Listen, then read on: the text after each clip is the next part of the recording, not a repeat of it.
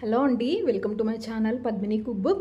ఇవాళ నేను ఒక మంచి పప్పు రెసిపీ చూపిస్తున్నానండి. ఈ సమ్మర్లో ఇలా ఒకసారి పప్పు తయారు చేసుకుని తినండి, టేస్ట్ బాగుంటుంది. అలాగే ఒక్క పప్పుతోనే చక్కగా వేడివేడిగా అన్నంలోకి వడియాలు పెట్టుకుని తినచ్చు, చాలా కమ్మగా ఉంటుందండి. ఎప్పుడు పప్పేనా అనే వాళ్ళకి పప్పుని ఒక్కసారి ఇలా చేసి పెట్టండి, చాలా ఇష్టంగా తింటారు. దీనికోసం అయితే ముందుగా కుక్కర్ తీసుకుని అందులోకి ఈ చిన్న టీ గ్లాస్తో గ్లాసున్నర దాకా కందిపప్పు తీసుకున్నానండి. తర్వాత అదే గ్లాస్తోనే ఒక అర గ్లాస్ దాకా పెసరపప్పు తీసుకున్నాను. కందిపప్పు పెసరపప్పు రెండు కలిపి ఒక 2 గ్లాసుల దాకా తీసుకున్నానండి.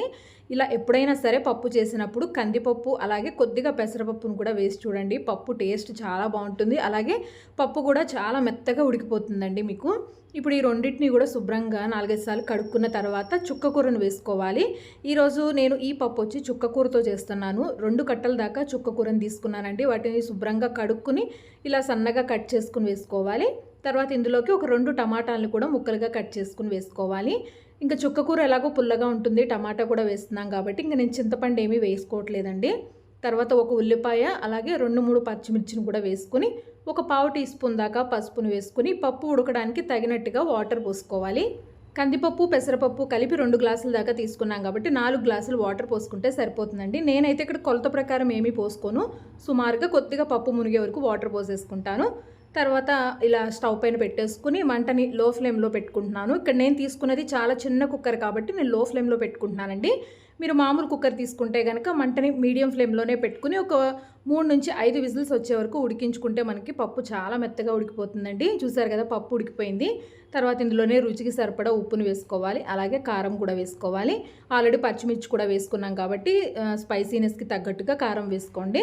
ఇప్పుడు పప్పు గుత్తితో కానీ మ్యాషర్తో కానీ ఒక్కసారి ఇలా పప్పును మెదుపుకుంటే మనకి చాలా మెత్తగా అయిపోతుంది. చూసారు కదా, ఇలా పెసరపప్పు వేసుకోవటం వల్ల టేస్ట్ కూడా బాగుంటుంది. అలాగే పప్పు కూడా చాలా తొందరగా ఉడికిపోతుంది అండి.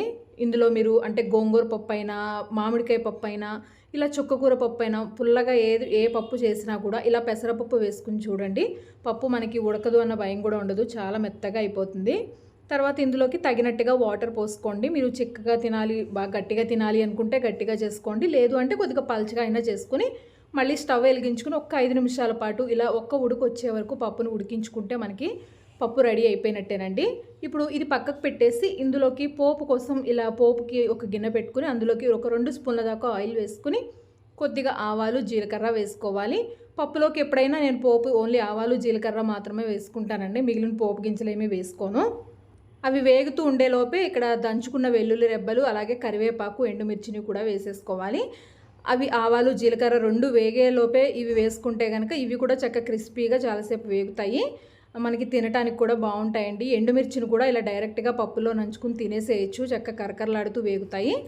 వెల్లుల్లి కూడా బాగా క్రిస్పీగా అయ్యే వరకు ఇలా వేగిన తర్వాత చివరిలో కొద్దిగా ఇంగు వేసుకోండి. ఇంగు ఫ్లేవర్ పప్పులో చాలా బాగుంటుందండి. మీకు నచ్చితే వేసుకోండి, లేదంటే స్కిప్ చేసేయండి. అంతేనండి, పోపు మొత్తం వేగిపోయింది కదా. ఇప్పుడు స్టవ్ ఆఫ్ చేసేసుకుని మనం ముందుగా ఉడికించిన పప్పులోకి పోపు కలుపుకుంటే మనకి చుక్కకూర పప్పు రెడీ అయిపోయినట్టేనండి. తినడానికి చక్క వెన్నలాగా చాలా మెత్తగా ఉంటుంది పప్పు, టేస్ట్ కూడా చాలా బాగుంటుంది.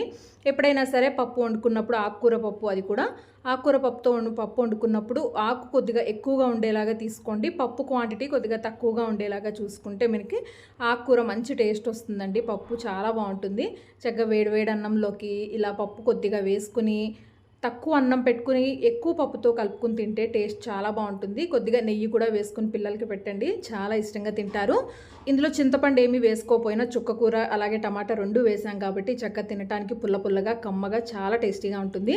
తప్పకుండా ట్రై చేయండి. ఈ వీడియో నచ్చితే లైక్ చేయండి. Thanks for watching.